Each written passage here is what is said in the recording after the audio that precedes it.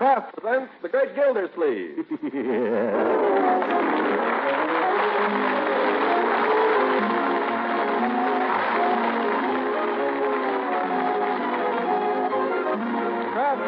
will also bring you the Kraft Music Hall every Thursday night. Present Hal Perry as The Great Gildersleeve, written by John Wheaton and Sam Moore. We'll hear from The Great Gildersleeve in just a moment. Let's for a minute look in on a typical American family at breakfast time. Johnny rubs his sleepy eyes. Dad's kind of grumpy, thinking of that hard day's work ahead. But Mom knows how to make their eyes pop open. She's whipping up a batter for pancakes, and soon we'll flip them piping hot off the griddle. She knows, too, what it takes to make those golden brown griddle cakes taste extra good. It's Parquet margarine. And, of course, if you need syrup or honey, too. But with Parquet margarine for a spread, those pancakes are sure to hit the spot. Yes, this Kraft quality margarine really satisfies. As for energy, well, Parquet margarine is one of the best energy foods you can eat at every meal. What's more, every pound of Parquet contains 9,000 units of important vitamin A. So to start your day with a bang and end it with a smile, eat plenty of delicious, nourishing Parquet. Tomorrow, buy Parquet, P-A-R-K-A-Y. Parquet margarine, made by Kraft.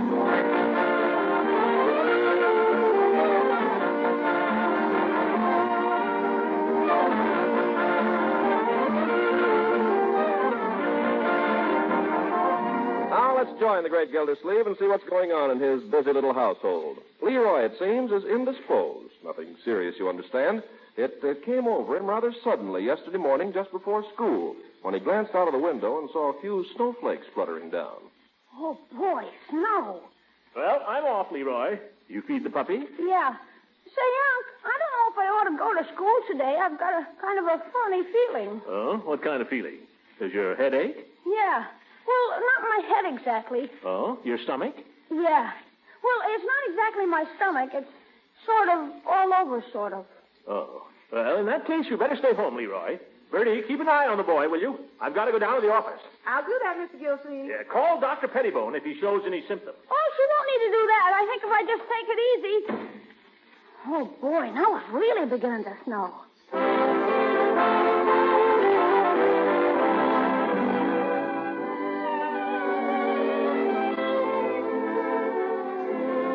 Well, it snowed all day and it snowed all night. Now it's Saturday morning, and for the first time, Leroy realizes that he's made a tactical error. Oh, can't I go out, please? No, my boy. If you weren't well enough to go to school yesterday, you're certainly not well enough to go out in the snow today. But I told you, Unc, I feel fine now. Honest, I feel fine. Remarkable recovery. One of the most remarkable in the annals of medicine. But we're taking no chances, my boy. You'll stay in the house today. Oh, Mr. Gildersleeve, a little bit of snow ain't going to... No, Bertie. Yes, sir. Gosh. Never you mind, Leroy. I'm making some applesauce this morning. Thanks, Bertie. Gosh, look at all the fellas out there having some fun in the snow. Sure looks like fun, all right. Yep, I bet they're certainly having fun. Stop licking the window pane, Leroy. I'm not licking it. Well, stop rubbing your nose on it. Bertie, just wash those windows. Gosh, can't even look out the window. Can't even watch the fellas having fun. Yes. Yep, sure looks like fun, all right. It sure looks like fun. Leroy, I'm trying to read the newspaper. For heaven's sake, go and do something. What? What is that to do, Unc? Anything. Go play with your puppy. I played with him. Well, play with him some more. He doesn't want to. All he wants to do is go out and play in the snow, like other dogs. The poor little pooch. Well, let him. Oh, he wouldn't go without me. He's a one-man dog. Mr. Gildersleeve, we're going to have to do something about shoveling away that snow. When I came to look for the milk bottle this morning, it was buried clean out of sight. Yes, I'll have to do something about that. Remind me, will you, Bertie? Keep on snowing like this, we're going to be snowed in. If it snows all weekend, maybe I won't be able to get to school even. That'd be terrible. Yeah. It's terrible. Well, here comes Sleeping Beauty. Good morning, one and all. Uncle darling, brother dear. Bertie, her ladyship is down. Now, Leroy. Sticks and stones may break my bones, but names will never hurt me. Has anyone looked out the window? It's as if the whole world were blanketed in snow. It is. And right outside the window, there's the most gorgeous icicle. It hangs there poised like some great crystal dagger. Looks more like a frozen carrot. Oh, I love winter with its ice and snow and the wind whistling in the east. Woo-hoo! Marjorie, if I could trouble you to come down to Earth for a moment. Yes? I'm not going to ask what time you came in last night. I know. But I would like to ask. Oh, now, Unky, darling, you're not going to be cross. Confound it, I am cross. Leroy goes to school when he pleases. You come down to breakfast when you please. Is that any way to run a household? How do you expect Bertie to do her work? Oh, I don't care, Mr. Gildersleeve. Well, you should care, Bertie. You should care. Yes, sir, I'll care. Now, Uncle Mort, don't you get so excited. I was late last night because we had a reading of our play, and we stopped to talk about it afterwards. Play? And I slept late because we're having a rehearsal this morning, and I'd like to be at my best. Hey, there goes Mrs. Ransom. Well, what of it? Nothing. Just there she goes. You haven't been seeing much of her lately, have you, Uncle Mort? I've been busy. And don't try to change the subject. We have breakfast in this Don't house. you try to change the subject. What happened between you and Mrs. Ransom? For that matter, what happened between you and Miss Goodwin? Has she passed you up, too? I told you I've been busy. And don't be impertinent. I'm not being impertinent, Uncle Mort. I'm worried about you. Well, I'm glad somebody thinks about me. You've been so cross lately and so touchy. What's the matter, Uncle Mort? You can tell me. Nothing. You think I'm getting old, my dear? Old? I never think of you as any age. You're just my Uncle Mort.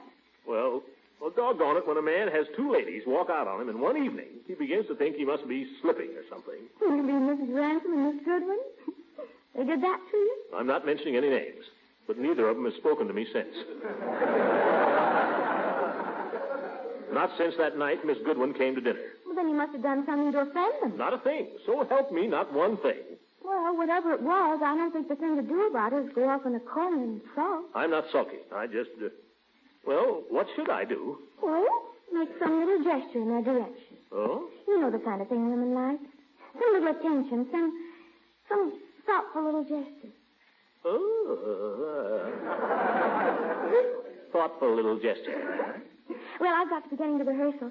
You don't happen to be driving down to the office, I suppose? No, I'm not going to the office today. I thought I'd make this Saturday an exception. An exception, he says. I have to stay home and shovel off the sidewalk. And you, young man. Looks like you better get started, Mr. Gildersleeve. I opened the back door just now, and a whole snowdrift fell in the kitchen. Yeah, we'll have to do something about that. Remind me, will you, Bertie? I'm reminding you. Oh. What a character. Leroy, come here, my boy. What do you want? Leroy, I feel that I've punished you enough. I'm going to let you go outdoors. What's the hitch? Out in the corner of the garage, you will find the snow shovel. I knew it. Yeah. Now, let me see. Some thoughtful little gesture. Ooh.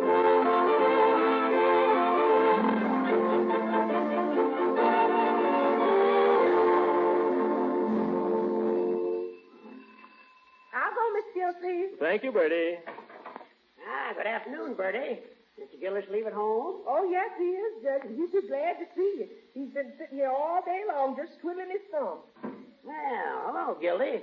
The idea of sitting around the house on a beautiful day like this. Finest fall of snow we've had in years. I haven't just been sitting around, Judge. Some of us have work to do. Yeah, and some of us go down to our offices and do it.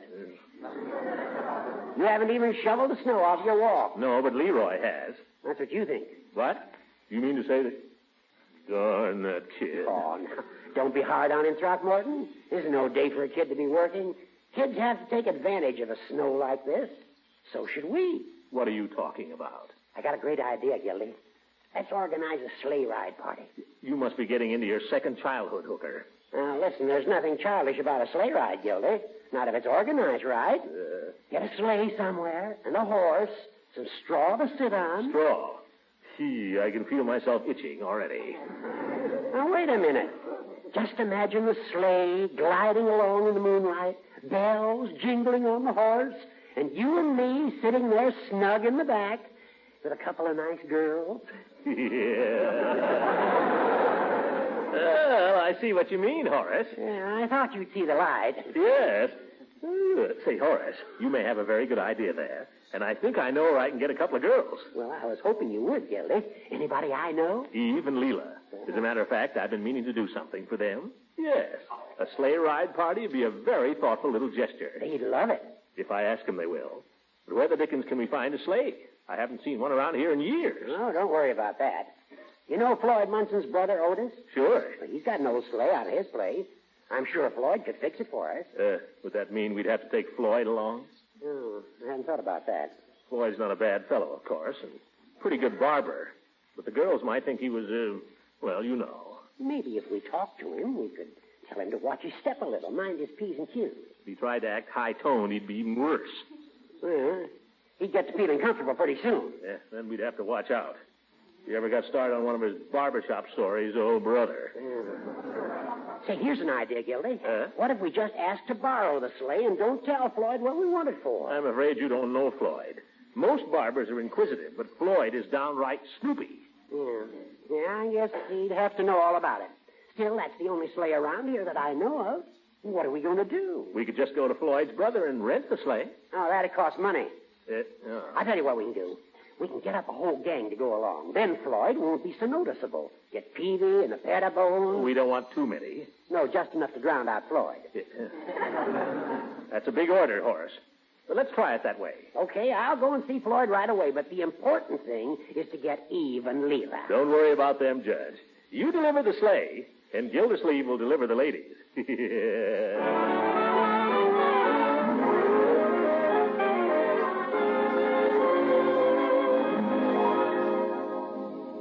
Well, how about it, Floyd? Won't be any trouble at all, boys. Otis don't use the horse at night, and I know he'd just as soon leave us have her. Her? She's a mare. Uh-oh. Answers to the name of Nellie. Well, I won't say she answers to it. She's a little hard of hearing. Now, Floyd, we don't want a broken-down old nag pulling us around. Nellie's all right. She's getting old, but she's still got her own teeth. If she can do farm work, I guess she can pull around the sleigh for a few hours. Why, sure. And you don't have to worry about the sleigh either. It's big and comfortable. My cousin Earl and I used it one night about 6 years ago. Remember the night the circus got stranded here? Yeah. Well, Earl and I got hold of two lady bareback riders, and we had a wonderful sleigh ride. You got a girl for me, Mr. Gildersleeve? Well, I wanted to talk to you about that, Floyd. I'm bringing some girls, but they're not bareback riders. Well, we can't all be lucky. There's nothing the matter with these girls, confound it. I didn't say there was anything the matter with them, Commissioner. Keep your shirt on. The thing about these girls is they're kind of high class. Oh, refined. I get you. Well, I know how to act with nice girls. Glad you tipped me off, though. Now, look here, Floyd. We're letting you in on a nice little party, and we expect you to behave yourself. I'll behave, Judge. There's women in my shop almost every day, and I very seldom make a slip. Yeah, well, we can't afford any slips tonight. I'm giving you a chance to meet some real ladies. I don't want you to ruin it. How could I ruin it? By behaving like a crude barbershop cowboy. Now, Commissioner, I think that's going a little far. After all, I'm getting a sleigh for you, ain't I? Yes, Floyd. Then let's be reasonable, huh, Judge? Live and let live. I think Floyd understands now, Gildy. Sure I do. All right. I'll get the girls. We'll go on the sleigh ride. But if you get out of line just once, Floyd, I'll cut my own hair from now on.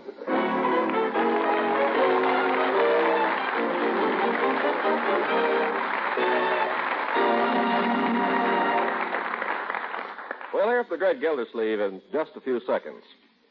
You know, bread is a mighty important food, especially the new enriched bread your grocer's selling now. But after all, to make bread a treat to eat, you need a good-tasting spread to go along with it. And that leads us right to Parquet margarine. For this wholesome, nutritious spread really is delicious on bread, toast, and rolls. Parquet's fine flavor is something you'll want to tell your friends about. It's so delicate and appetizing.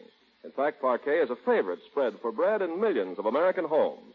And it's such a splendid energy food, too. Nutrition experts agree it's one of the very best you can include in your daily diet. And speaking of good nutrition, just listen to this. Every single pound of Parquet margarine is fortified with no less than 9,000 units of important vitamin A. So tomorrow when you're shopping, be sure to ask for delicious, nourishing Parquet. That's P-A-R-K-A-Y.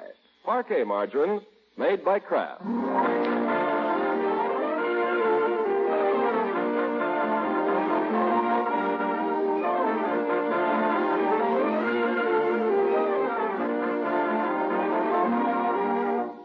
back to Summerfield in the great Gildersleeve, and along about 8 o'clock, a beautiful moon came up back of the old tack factory. It's a perfect night for a sleigh ride, and that's where we find Gildersleeve and his companions, Floyd the barber and Judge Hooker, bundled up in mufflers, mittens, and earmuffs, and ready for come what may. Gildersleeve and the judge squat on the straw piled in the sleigh, while Floyd is up front handling the reins. Come on, Nellie. We'll stop at the drugstore first, Floyd, and pick up the girls afterward. Okay. Gad, what a beautiful night. Moon and everything. We were sailing along on moonlight. No, Judge, no. You can hear the voices singing. Go on home, beat it.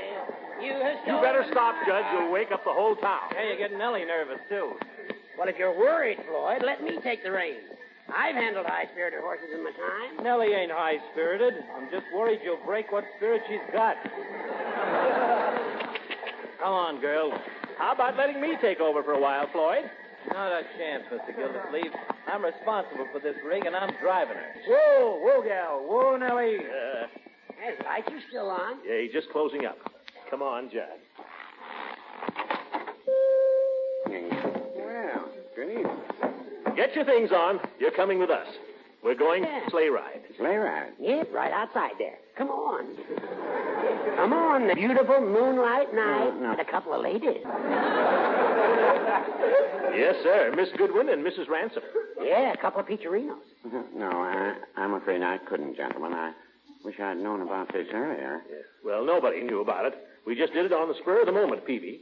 We're going to go around and surprise everybody. Come on. No, I'm afraid I couldn't. You see, Mrs. Peavy. Bring her along. Sure, glad to have her. Make it all the merrier.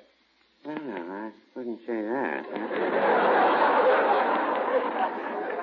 You see, when I left home this morning, Mrs. Peavy had a sniffle. Oh, that's too bad.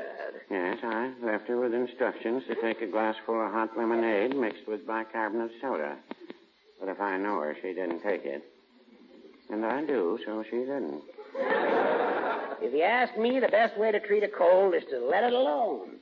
And the best you can do for Mrs. Peavy is to let her alone. Sure. Come on, Peavy. She'll never miss you. Well, yeah, I'd like to, gentlemen. I'd certainly like to, but I couldn't think of leaving Mrs. Peavy at home alone. I really couldn't. Yeah, if that's the way you feel. Well, I'll tell you what I will do. What?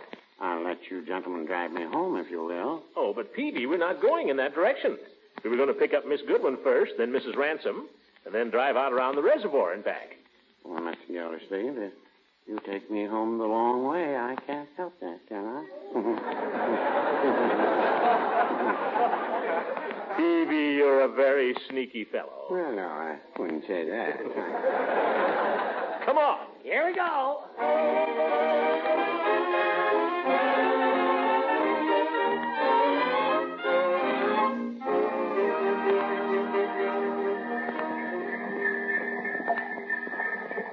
The little white cottage there. That's it. Whoa, Nellie. Whoa. Just remember, no remarks. I wasn't brought up in no barn, you know. Well, all right. Just the same, no remarks. I'll go and get her. Excuse me, Peavy. Oh, that's all right, Mr. Gildersleeve. Want me to come with you, Gildy? No, I prefer to handle this alone, if you don't mind, Judge. Guess we aren't good enough for him, Floyd. What a night. Eve will love this. Reminder of old times. Those old New England winters.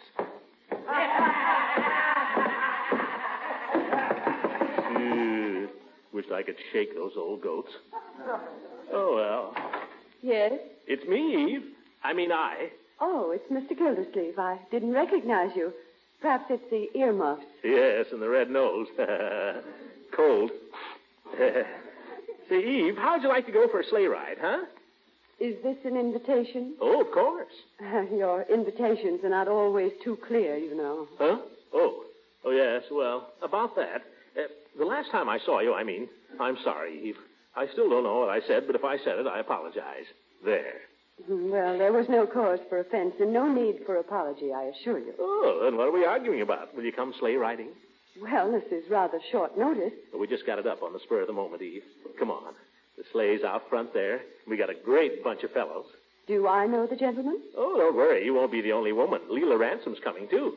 Mrs. Ransom? Hurry up, Gildy. Yeah, tell the lady if she's got cold feet, we'll warm her up.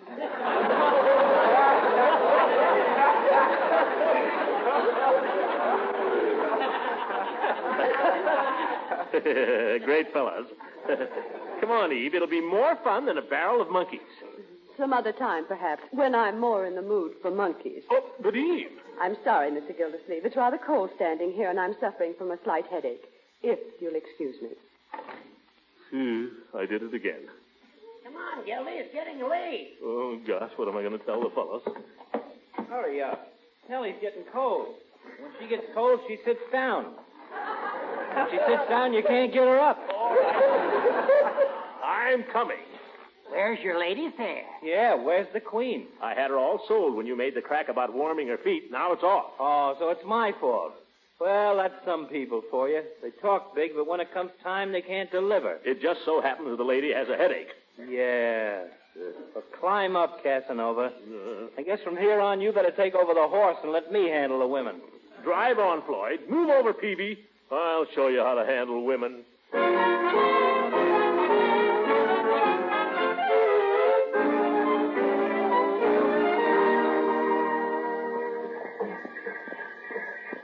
All right. Stop here, Floyd. Whoa, Nellie. Are we going to serenade her from here, Gildy? No, let's get up close to the house so she can't miss it. Don't worry. When we open up, nobody in the block will miss it. But if you ask me, this whole serenade is a lot of nonsense. Of course it is. But that's what women like. Those little attentions. Where'd you hear that? Never mind. Come on, fellas. If you don't mind, I think I'll just stay here with Nellie. Oh, you can't do that, Peavy. We won't have a quartet. Well, if you're sure that's what's needed, I'll come. Nellie'll stand. She don't need to be hitched. Ah, nice, Nellie. Now remember, fellas, the idea is to sound good. I'll give the keynote, and then we'll start. Now, I'm cold, Mr. Gildersleeve. Well, sing and get warm, darn it. Well, it's my feet that are cold. I don't sing with my feet. Oh, quit squawking, Peavy. You'll sing for a minute, you'll have a nice girl to keep you warm. Well, there is a tavern in the town. Peavy. We'll all sing together, and we're going to sing Jingle Bells, not a tavern in the town. All right, Mr. Gildersleeve. Just loosening up my throat is all. Let's quit arguing and get the darn serenade started. That's what I say. All right, here we go. Dashing through the snow in a one-horse open sleigh, o'er the fields we go, laughing all the way. Bells on bobtail ring, making spirits bright. What fun it is to ride and sing a sleigh song tonight. Jingle bells, jingle all the way. Oh, what fun it is to ride in a one-horse open sleigh. Jingle bells, jingle all the way. Oh, what fun it is to ride in a one-horse open sleigh.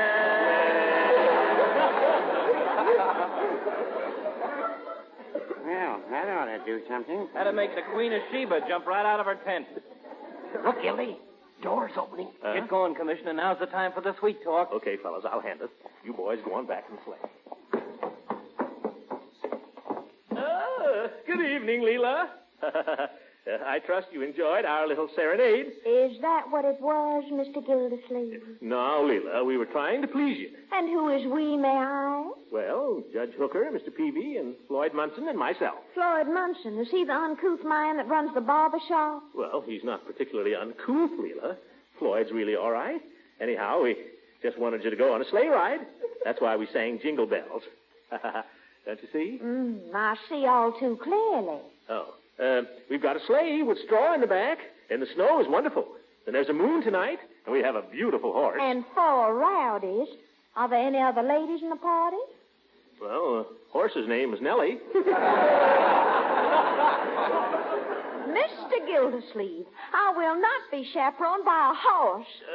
I didn't mean that, Leela. I was just joking.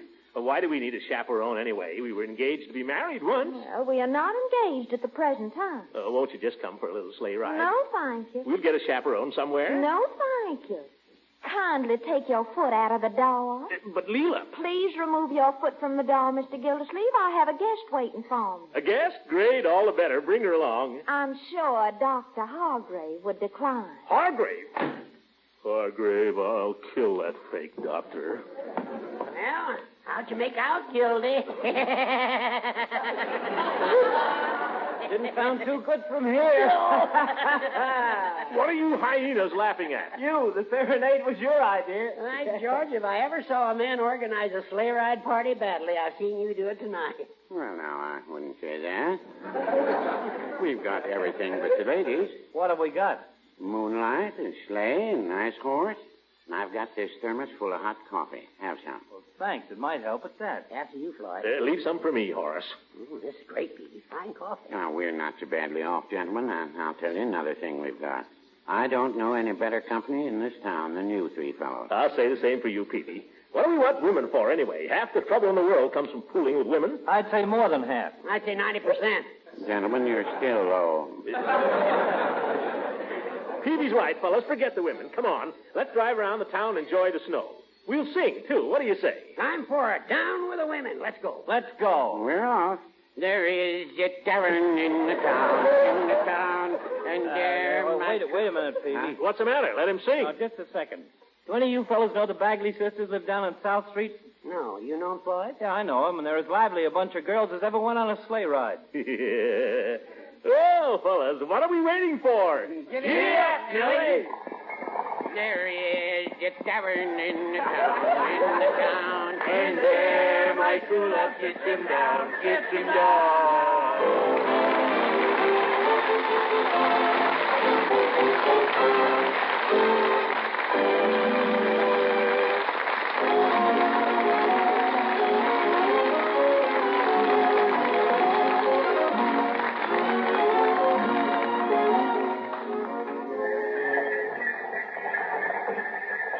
Whoa, Nellie. Yeah, good night, gentlemen. Thank you for a very pleasurable evening. Good night, Peavy. Good night. Good night. Oh, my gracious. What? I've forgotten my house key.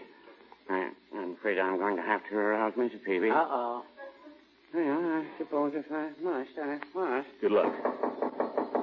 Hey, wait a minute, fellas. Let's listen to this. It's me, dear. I forgot. Well, no, dear. I was...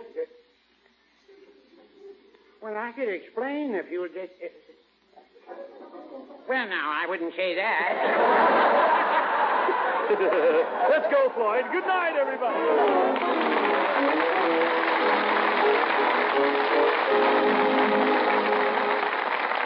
Music heard on this program was under the direction of Claude Sweet. This is Ken Carpenter speaking for the Kraft Cheese Company, inviting you to listen again next week for the further adventures of the great Gildersleeve.